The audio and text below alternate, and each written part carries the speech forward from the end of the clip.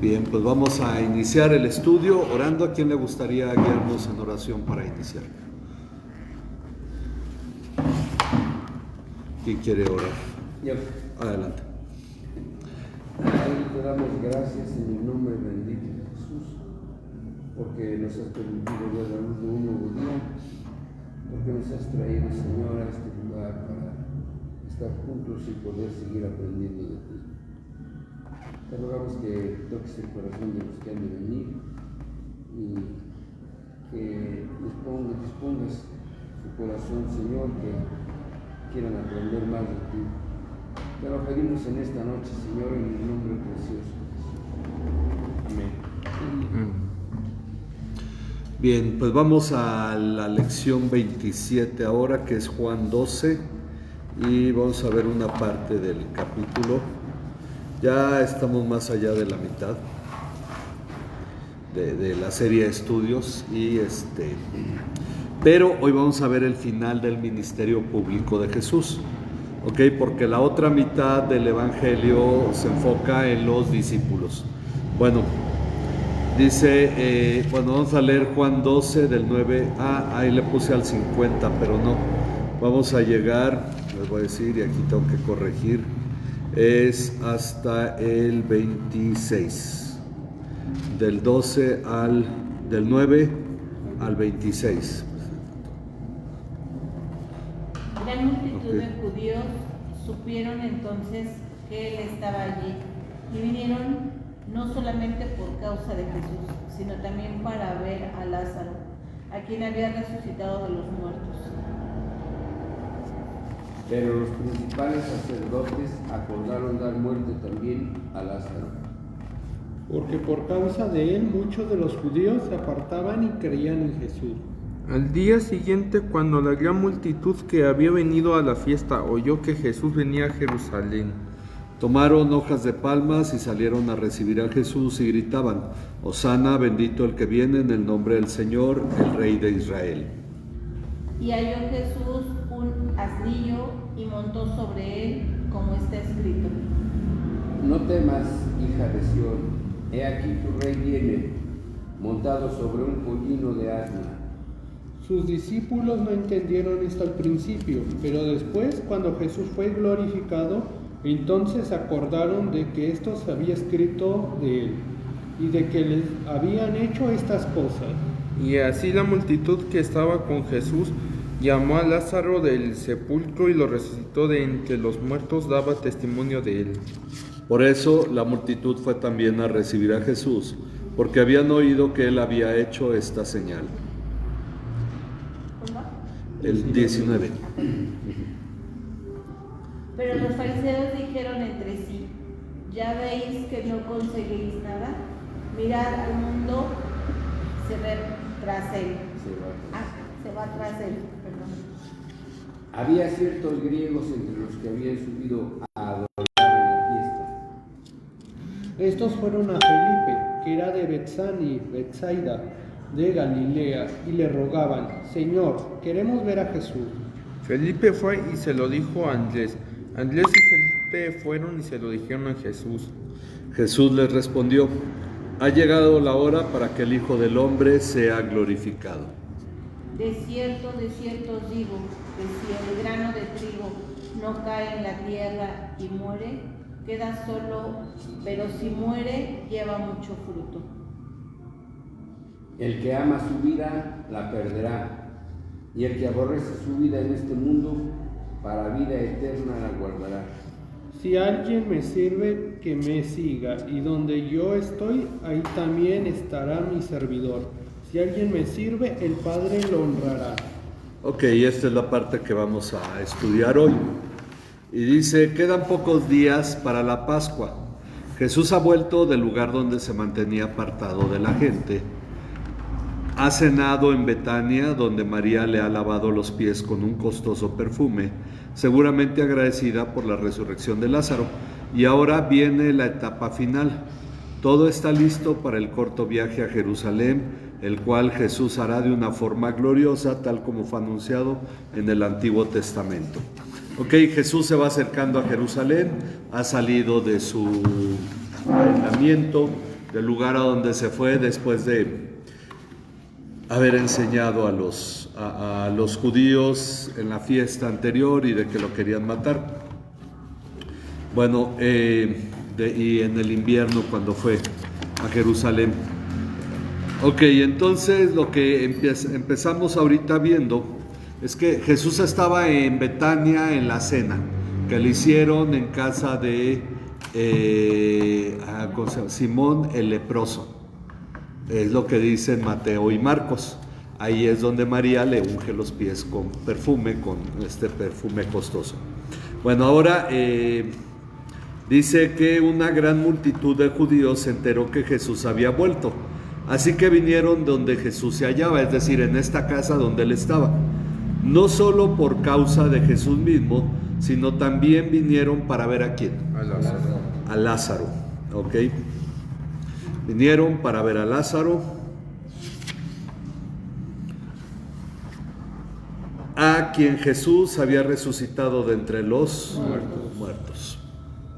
Ok, entonces la multitud ahora también ya escuchó que vino Jesús. El asunto es que va de la mano porque Lázaro estuvo allí todo el tiempo. El asunto es que la gente viene a ver a Jesús y ya vienen por la curiosidad de ver a Lázaro también. Esto produjo un nuevo plan de parte de los principales sacerdotes. Ellos resolvieron matar también ¿a quién? A Lázaro mismo, ¿verdad? Ellos resolvieron matar también a Lázaro porque por causa de él muchos de los judíos se apartaban, es decir, estaban dejando el judaísmo o al menos estaban dejando los rituales en los que se acercaban a los sacerdotes, lo cual pues era básicamente ir dejando el judaísmo. Se apartaban y creían en Jesús. Estaba trayendo un impacto al culto judío, seguramente en el templo ya no daban el impuesto del templo, ya no aportaban con sus ofrendas, etc. Al día siguiente, ok, esto ya es el domingo. Algunos discuten si la cena fue en sábado, fue en viernes, pero lo que es indiscutible es que el día siguiente, el domingo de Palmas, pues fue domingo, ¿verdad? Al día siguiente, cuando la gran multitud que había venido a la fiesta oyó que Jesús venía a Jerusalén, tomaron hojas de las palmas y salieron a recibir a Jesús. Tomaban hojas de las palmas y salieron a recibir a Jesús y gritaban Hosana, con doble N. Hosana. Bendito el que viene en el nombre del Señor. Hosana, bendito el que viene en el nombre del Señor. Ayer que estaba escribiendo esto me estaba acordando de este canto que habíamos cantado el domingo de Palmas, ¿verdad? Este canto de Hosana. Luego se los voy a enseñar para el próximo año. Hosana, bendito el que viene en el Señor, el Rey de Israel. Bueno, aquí destacan dos cosas. Lo primero es que el pueblo de Israel asociaba tomar hojas de palmera y ramas de árboles con el acto de celebrar. Esto lo tenían ellos instituidos ¿cuándo? Bueno, vamos a ver Levítico 23 con Luis. Levítico 23, 34 y luego el 40. 23, 34 y luego el 40. Dice, y habló Jehová a los hijos de Moisés, 34, ¿verdad? Ajá. Habla a los hijos de Israel y diles, a los 15 días de este mes séptimo serán las fiestas solemnes de los tabernáculos a Jehová por 7 días.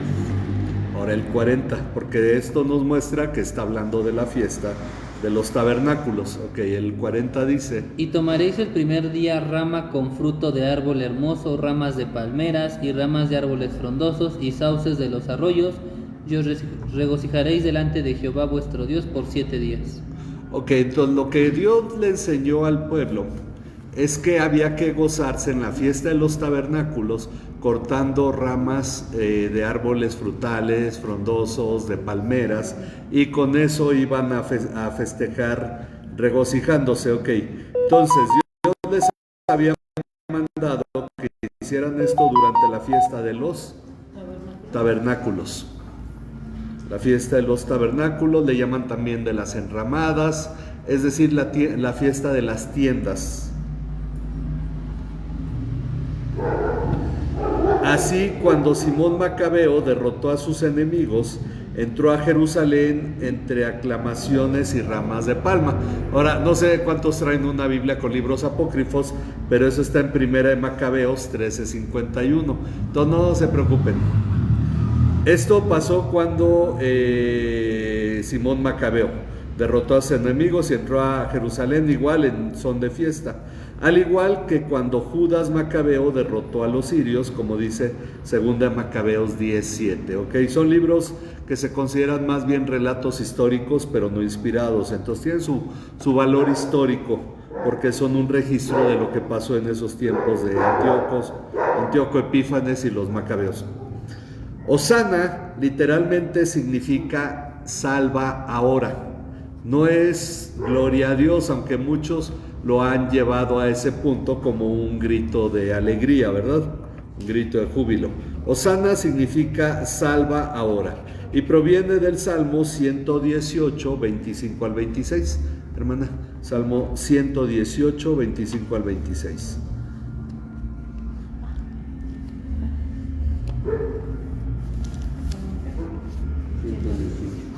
Ajá.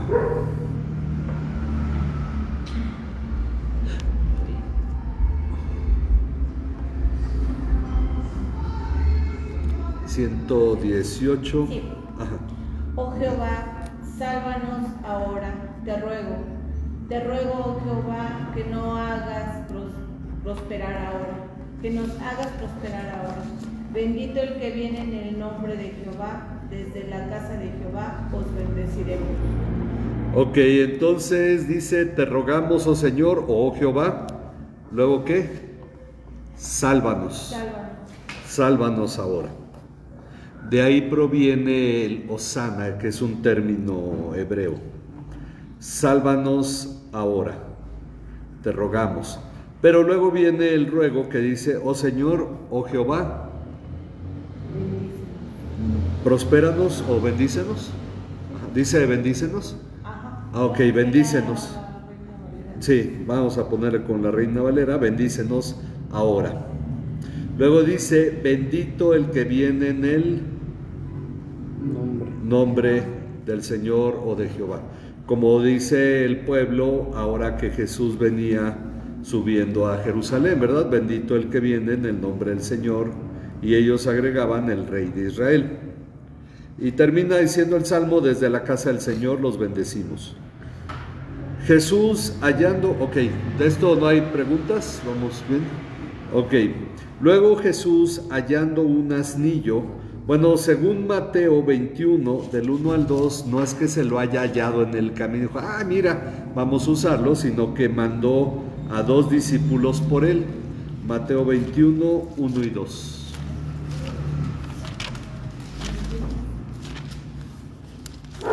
Cuando se acercaron a Jerusalén y vinieron allí al monte de los olivos, Jesús envió 2 discípulos, diciéndoles, id a la aldea que está enfrente de vosotros, y luego hallaréis una asna atada y un pollino con ella, desatadla y traédmelas. Ok, entonces este asnillo o pollino, que también es el nombre para un burro joven, o un asno joven, bueno, dice que hallando un asnillo o haciéndose de un asno joven, se montó en él tal como está escrito. Lo que dice aquí Juan es, no temas, mira, y luego dice, Sión. No temas, mira Sión. He aquí tu rey. He aquí tu rey. Viene montado en un pollino de asna. Ok. Esto está basado en Zacarías 9:9.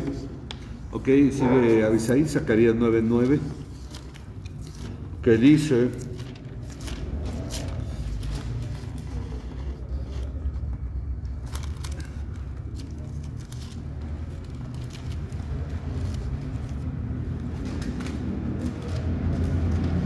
Zacarías 9:9, que es de donde se basa esta profecía.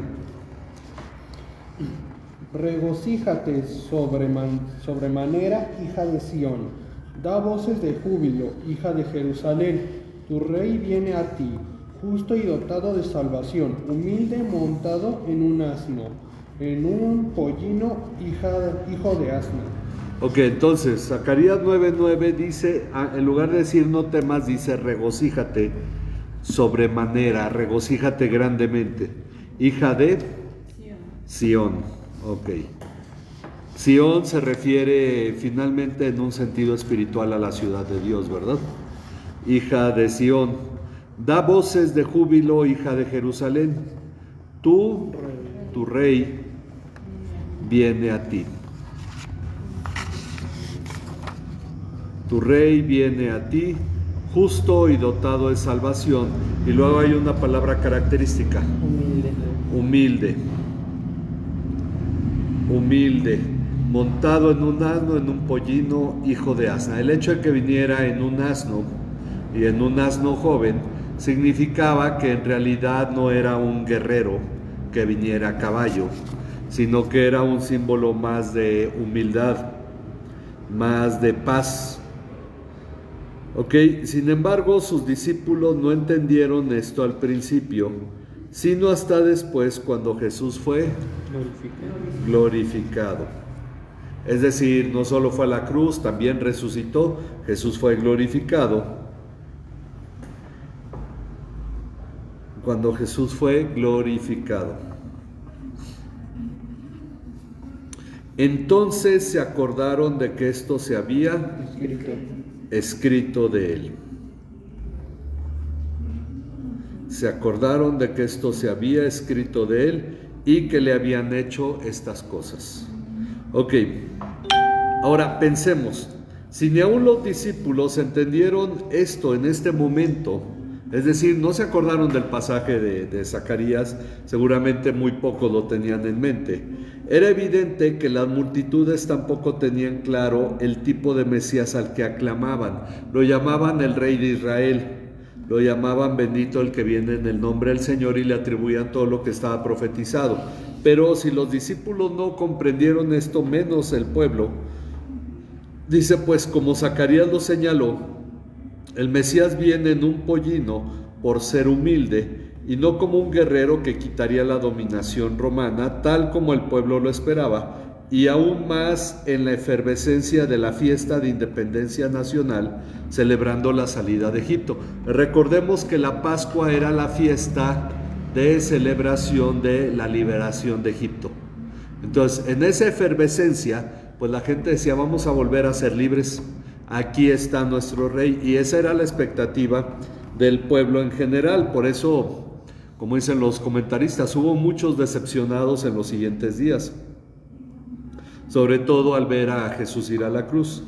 Algo que no debemos perder de vista es que el tema central de este evangelio es el testimonio de Jesucristo, por eso se llama así el estudio, y porque es el tema central del evangelio de Juan. Y como él había dicho en 11:4, que dice Juan 11:4, Natán.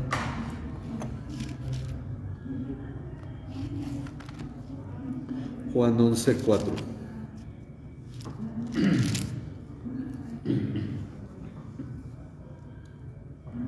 Cuando Jesús lo oyó, dijo: esta enfermedad no es para muerte, sino para la gloria de Dios, para que el Hijo de Dios sea glorificado por medio de ella.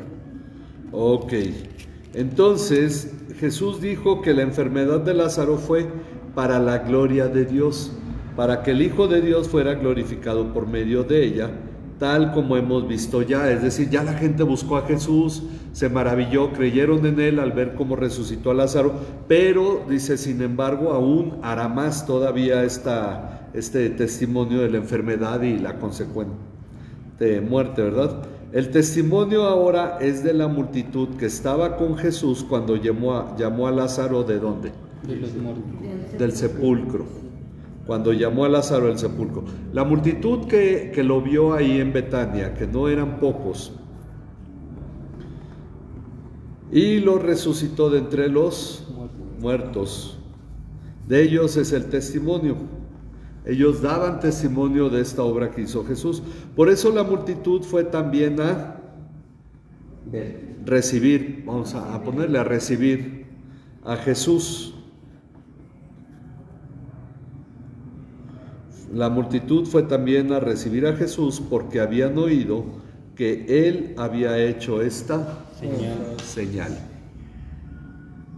Jesús había hecho esta señal y la multitud por eso fue.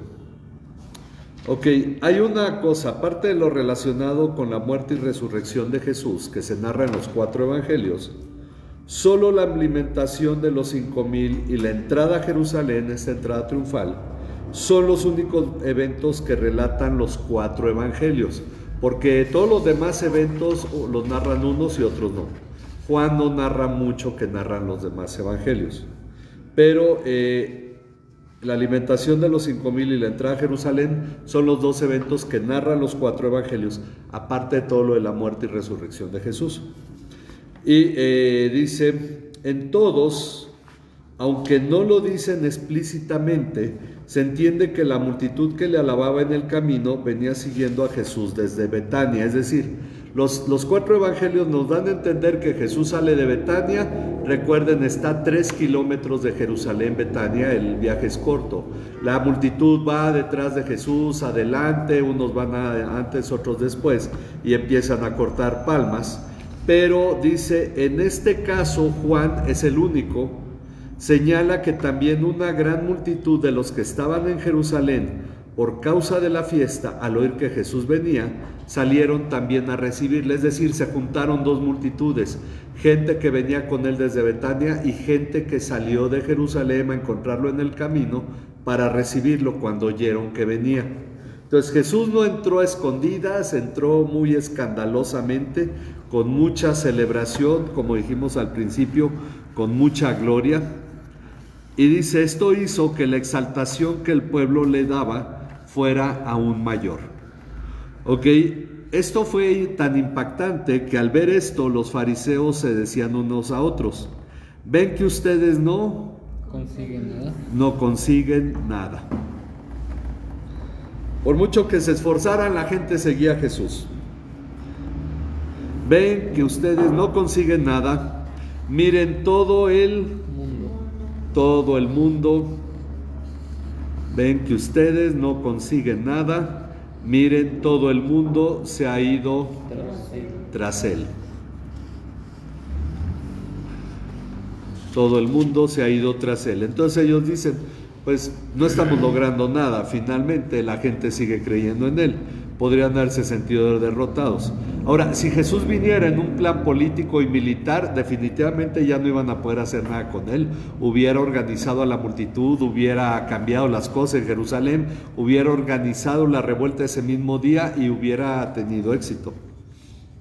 Por lo tanto, todo lo relacionado, la realidad es que la situación de Jesús con respecto a los dirigentes judíos, los sacerdotes y los escribas y fariseos, había ido tomando un tono cada vez más agresivo.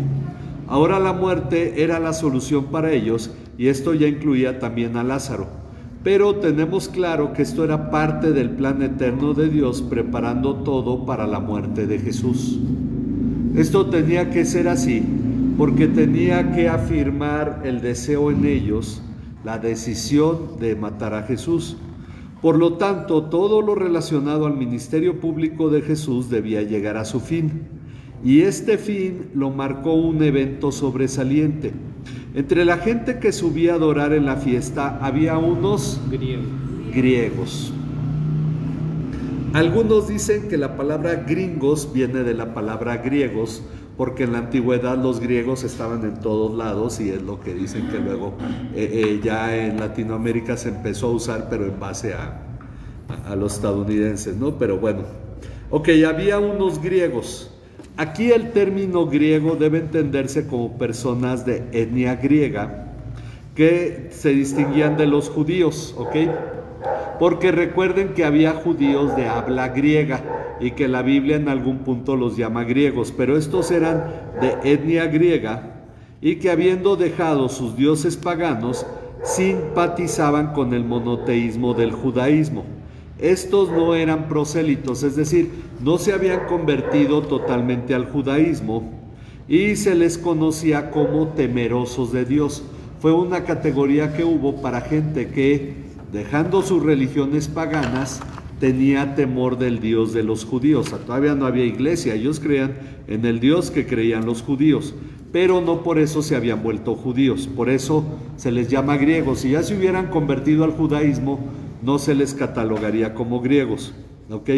Entonces entendemos que todavía no se convierten al judaísmo porque son llamados griegos. Ok, ejemplos de esto son, por ejemplo, Hechos 8:27. Entonces él se levantó y fue, y sucedió que un etíope eunuco, funcionario de Candace, reina de los etíopes, el cual estaba sobre todos sus tesoros y había venido a Jerusalén para adorar. Ok, este era un funcionario muy lejano, pero había venido a Jerusalén a adorar. Está Hechos 10, del 2 al 3. Piadoso y temeroso de Dios con toda su casa, y hacía muchas limosnas al pueblo y oraba a Dios siempre. Este vio claramente en una visión, como a la hora 9 del día, que un ángel de Dios entraba donde él estaba y le decía: Cornelio. Bueno, está bien. Estamos hablando de Cornelio, el centurión romano, temeroso de Dios. No era judío. Podríamos pensar algo a la mejor del etíope, pero no necesariamente, porque finalmente este seguía en el reino en el que estaba. Pero por ahí está otro centurión romano que les construyó incluso una sinagoga, y que cuando enfermó su siervo, los judíos le dijeron a Jesús: haz lo que te pide porque él nos ha apoyado mucho. Había gente que era temerosa de Dios, ¿ok? Esa era la forma en que se les llamaba. Este pasaje no debe confundirse con el caso de judíos de habla griega a los que se les denominaba con el término helenistas, como en Hechos 6:1. Hechos 6:1. En aquellos días, como creciera el número de los discípulos, hubo murmuración de los griegos contra los hebreos, de que las viudas de aquellos eran desatendidas en la distribución diaria. Ok, en la Reina Valera incluso los llama griegos, pero sabemos que hasta ese momento todos los cristianos eran judíos, porque cuando Cornelio se convirtió con su casa fue un escándalo, y fue el primer gentil, porque los samaritanos tenían la ley, no fue tanto el escándalo, y ya estaban circuncidados, pero el primer gentil en convertirse fue Cornelio con su casa. Cuando menciona ahí los griegos, las demás versiones los llaman los judíos helenistas. Eran judíos que hablaban griego porque vivían en otras partes del imperio, habían venido a Jerusalén, se habían quedado porque creyeron en Cristo, la iglesia estaba en Jerusalén, se quedaron en la iglesia, pero ellos eran de habla griega. Por eso algunas versiones dicen que los judíos de habla griega tuvieron problemas con los judíos nativos de Jerusalén. Entonces es la distinción que hay que hacer, y ahí pues es cuando se usa el término helenistas, que se hace referencia a los griegos, ¿verdad? Ok, estos eran griegos que eran temerosos de Dios porque subieron a adorar. En el templo había 3 patios, ya lo mencionamos hace unos estudios. El primer patio era el de los gentiles, hasta ahí entraban los gentiles, los que no estaban circuncidados, los que no se habían convertido al judaísmo, pero venían a adorar a Dios, podían entrar a ese patio. Ahí se entiende que era donde estaban los que cambiaban monedas y que vendían palomas y vendían animales, en el patio de los gentiles. Había un segundo patio a donde entraban todos los que sí eran judíos. y había un tercer patio al que solo entraban los hombres y las mujeres no podían entrar. Ok, en el patio de los gentiles, según Josefo dice, había una entrada, en la entrada era un muro y estaba una frase que escrita ahí que decía que ningún gentil podía entrar ahí solo bajo pena de muerte, es decir, que el que entrara pues lo iban a matar. Algunos interpretan que cuando Pablo habla en Efesios 2 de que Cristo derribó la pared intermedia, se refiere a esta pared como un ejemplo de que había una pared que diferenciaba a los que creían en Dios pero no eran judíos y del otro lado donde estaban los judíos. Bueno, eso ya es para otro tipo de estudios, ¿verdad? Pero nos ayuda a entender aquí que había gente que no siendo judía tenía temor de Dios y cuando había una fiesta iban al templo y adoraban y había un patio al que ellos podían entrar a adorar, pero nada más. El templo estaba hasta el tercer patio. Entonces, por eso al tercer patio solo se acercaban los varones. Las mujeres se quedaban en el segundo y los hombres entraban hasta el primer patio. Ok. Bueno, dice, lo que ocurrió con estos griegos es que fueron a... ¿Con quién fueron ellos? A Felipe, ok. Fueron a Felipe.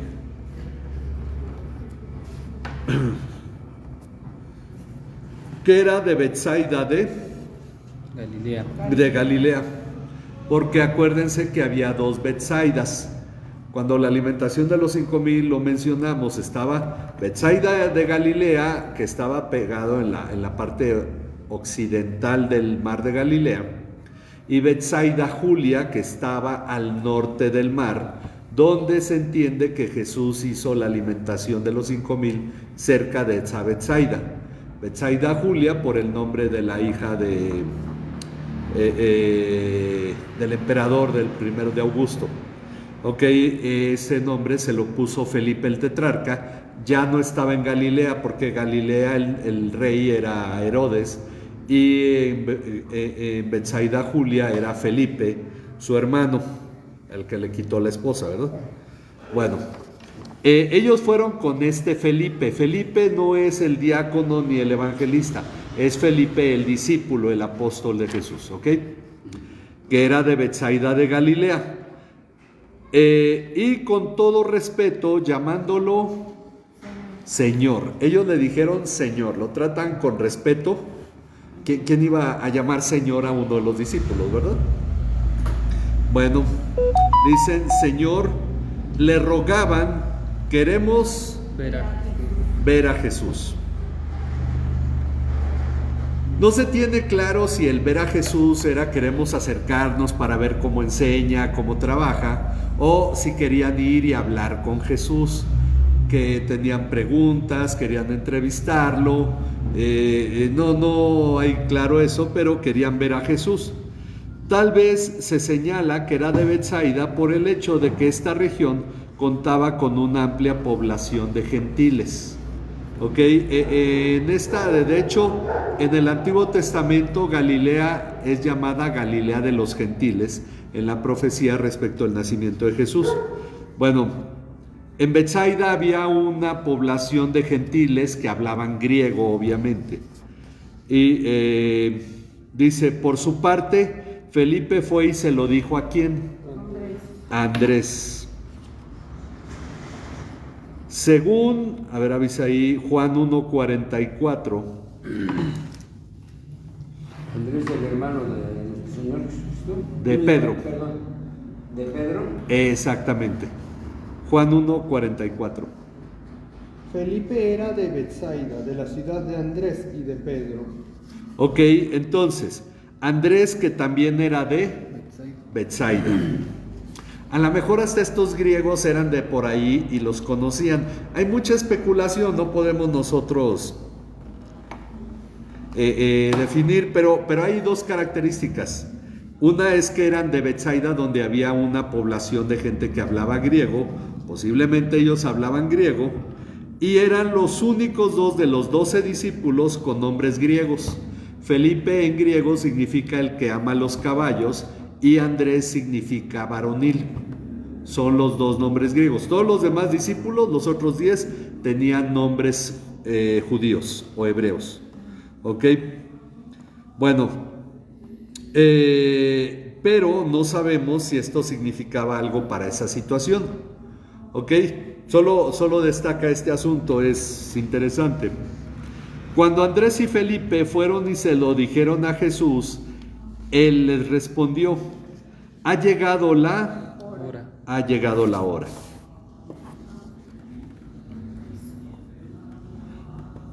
Para que el Hijo del Hombre sea glorificado. Es decir, este evento que los griegos buscaran a Jesús marcaba el final del ministerio público de Jesús.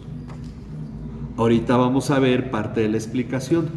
¿Por qué Jesús considera eso? De hecho, nos quedamos en parte porque el resto está al final del capítulo, que vamos a ver en la próxima lección.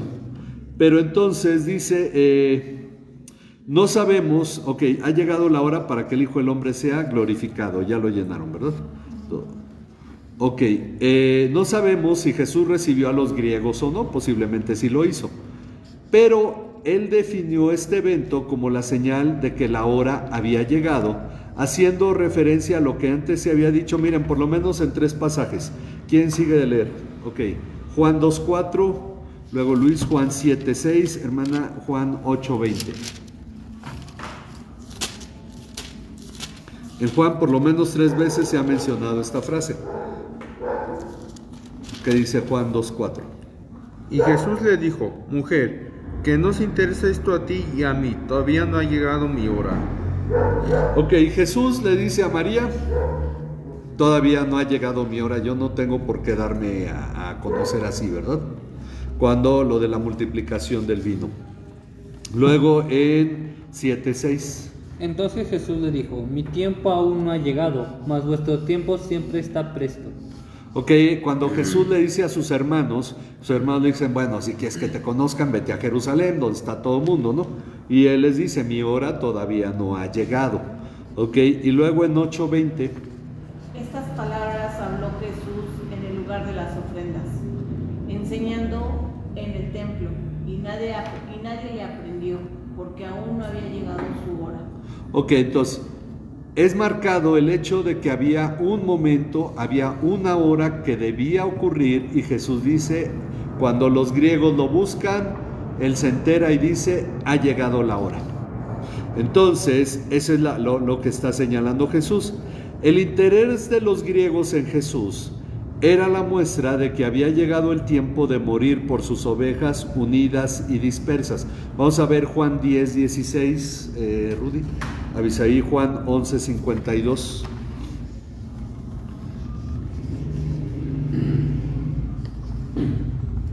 También tengo otras ovejas que no son de este redil.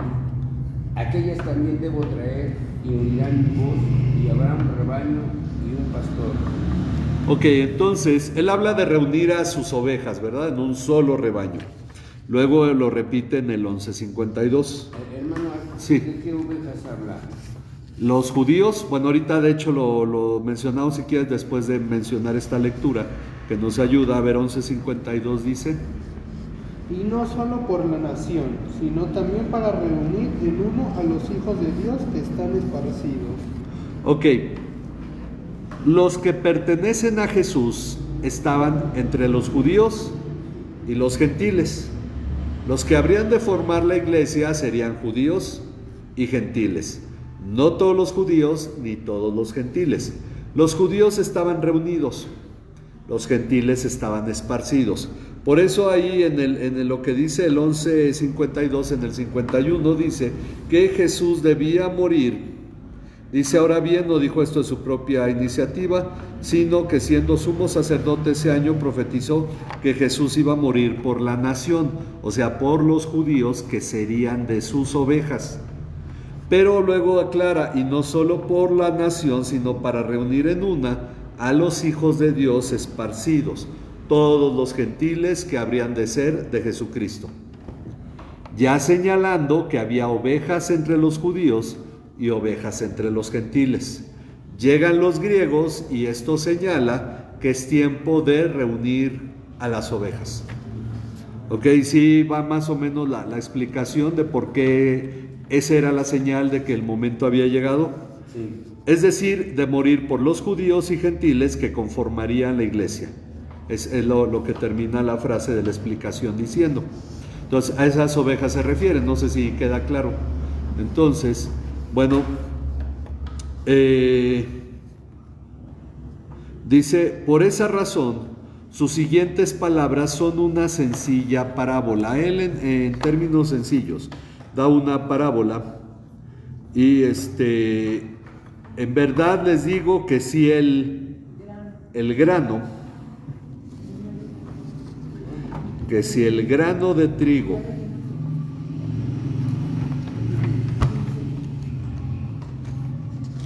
en verdad les digo que si el grano de trigo no cae en tierra y muere, se queda solo, bueno, se queda y ahí viene solo, ¿verdad? Pero si muere, produce mucho fruto.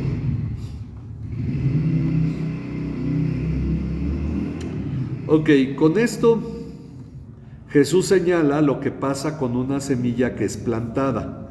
Aunque el embrión de la semilla está consumiendo el almidón que conforma la semilla, que es lo que nos comemos nosotros, el almidón de la semilla, o la semilla en sí es el almidón con el embrión.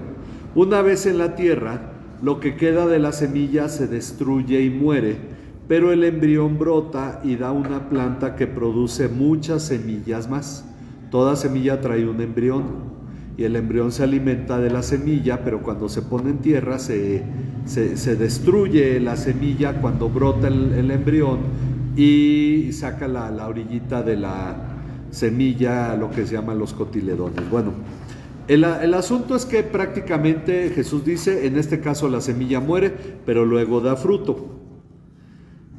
Jesús lo expresa en estas palabras: el que ama su vida, la pierde. Y el que aborrece su vida en este mundo, ok, entonces el que ama su vida la pierde, el que aborrece su vida en este mundo la conservará para vida eterna. Ok. La explicación es: quien se aferra a lo que tiene en esta vida no está dispuesto a renunciar a lo que le impide seguir a Jesús. Por lo tanto, no tendrá vida eterna, mientras que aquel que sí lo está, que sí está dispuesto a renunciar a lo que le impide seguir a Jesús, tendrá vida eterna. Entonces culmina esto con una promesa. Ok, aparte de decir que Él va a morir y luego que habla de que debemos nosotros estar dispuestos a renunciar a nuestra comodidad o lo que es nuestra vida aquí para vida eterna, culmina con una promesa: si alguien me sirve, si alguien me sirve, que me siga. Si alguien quiere venir en pos de mí, dice, niéguese a sí mismo, ¿verdad? Es algo semejante. Ok, el que ama, él dice, si alguien me sirve, que me siga, y donde yo estoy, allí también estará mi servidor. Si alguien me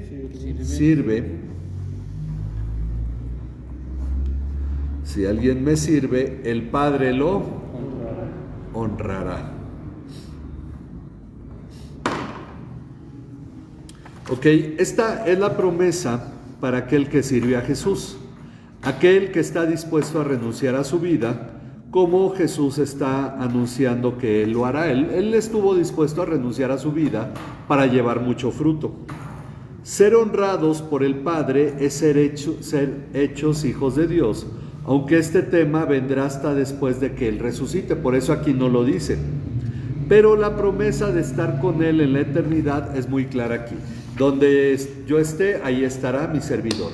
El Padre lo honrará. Entonces, en esto hay una promesa que todavía vamos a ver más adelante con mayor claridad. No sé si hay alguna pregunta. ¿No? ¿Vamos bien entonces? ¿Va quedando claro? Bueno, pues vamos a concluir entonces el estudio de hoy. Vamos a orar para terminar. Y les recuerdo que tenemos reunión de oración el viernes a las 7:30 para edificación. Yo confío que sea de bendición esta reunión de oración. Tenemos mucho por qué orar y pues estamos, gracias a Dios, ya avanzando en los trámites para terminar todo esto de la asociación religiosa, y ya el viernes espero estar en el SAT para terminar lo que nos falta. Entonces pues vamos a poner todo esto en las manos de Dios, seguir orando por nuestros hermanos delicados de salud, que Dios bendiga sus vidas, les sane. Vamos a orar. Padre, te damos gracias y rogamos por tu bondad sobre nuestras vidas. Te damos gracias por todo lo que has manifestado y hecho en medio de nosotros, por la asamblea de miembros del domingo pasado y por todo lo que nos concediste a lo largo del mes de marzo, que fue un mes de mucha actividad, Padre, y tú prosperaste la vida de esta iglesia. Te damos muchas gracias, Señor. Padre, bendecimos la vida de todos nuestros hermanos que están delicados de salud, confiando, Padre, que tu gracia está sobre ellos, Señor, que tu mano protectora, Señor, no les ha dejado y tú les sustentas. Como tú dices a través del profeta Isaías, tu mano no se ha hecho corta, sino que sigue extendida, Padre, y sabemos que tú lo estás haciendo para sustentar esta iglesia. Ponemos en tus manos, Padre, todo lo que hemos de llevar a cabo en este mes de abril, Padre, que tú nos guíes, nos prosperes y nos dirijas en cada acto que hemos de hacer. Te pedimos, Padre, que sea tu gracia sobre nosotros y que tú proveas todos los recursos que como iglesia necesitamos, Señor. Padre, prospera también el tiempo de oración que hemos de compartir este próximo viernes, que sea de edificación, obra en la vida de cada uno, para que podamos estar todos juntos, Señor, y tomar este tiempo para orar unos por otros. Te damos muchas gracias por todo tu cuidado y toda tu bondad, Señor, en el nombre de tu Hijo Jesucristo, nuestro Señor y Salvador. Amén. Amén. Que a Dios sea la gloria, hermanos. Nos despedimos de quienes nos ven por internet. Dios les bendiga a cada uno.